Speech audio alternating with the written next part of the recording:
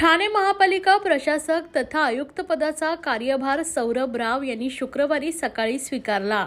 ठाण्याचे जिल्हाधिकारी अशोक शिनगारे यांनी सौरभ राव यांच्याकडे ठाणे महापालिकेच्या प्रशासक आणि आयुक्त पदाची सूत्रे सुपूर्द केली।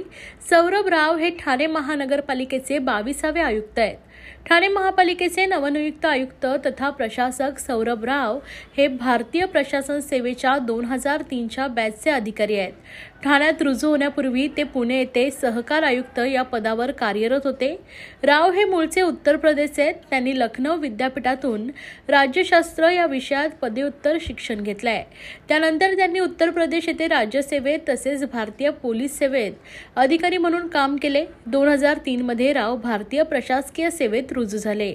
2004 मध्ये वर्धा जिल्ह्यात अतिरिक्त जिल्हाधिकारी या पदावरून प्रशासकीय सेवेची सुरुवात केली।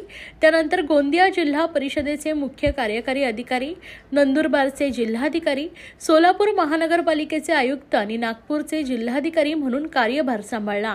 पुणे येथे जिल्हाधिकारी, पुणे महानगरपालिकेचे आयुक्त, साखर आयुक्त, पुण्याचे विभागीय आयुक्त म्हणून त्यांनी काम पाहिले। ठाण्यात येण्यापूर्वी ते सहकार आयुक्त म्हणून कार्यरत होते। ठाणे हे अतिशय महत्त्वाचं शहर आहे। झपाट्याने होणारा विकास आणि वाढती लोकसंख्या याचा विचार करून हे शहर राहण्यासाठी सर्वोत्तम शहर असावे असा प्रयत्न करणार असल्याचं प्रतिपादन ठाणे महापालिकेचे नवनियुक्त आयुक्त सौरभ राव यांनी पदभार स्वीकारल्यानंतर माध्यमांच्या प्रतिनिधींशी संवाद साधताना केलाय। यावेळी अतिरिक्त आयुक्त 1 संदीप माळवी, अतिरिक्त आयुक्त 2 प्रशांत रोडे, उपायुक्त जीजी गोदेपुरे उपस्थित होते। सर, ठाण्यामध्ये आज आपण चार्ज घेतलेला आहे, काय सांगाल कशा प्रकारे ठाण्या संदर्भात आपण कामगिरी करणार आहात? ठाणे हा एक अत्यंत डायनॅमिक सिटी आहे आणि या सिटीमध्ये काम करण्याचं मला जे दायित्व देण्यात आलेलं आहे तो माझ्यासाठी एक खूप महत्त्वपूर्ण दायित्व आहे, रिस्पॉन्सिबिलिटी आहे, आव्हान आहे आणि निश्चितरित्या या सिटीमध्ये काम करत असताना या सिटीचा डायनॅमिझम, या सिटीचे जे नागरिक आहेत त्यांचे ॲस्पिरेशन्स, त्यांची अपेक्षा तो पूर्ण करण्याचा मी सर्वकष प्रयत्न करेन।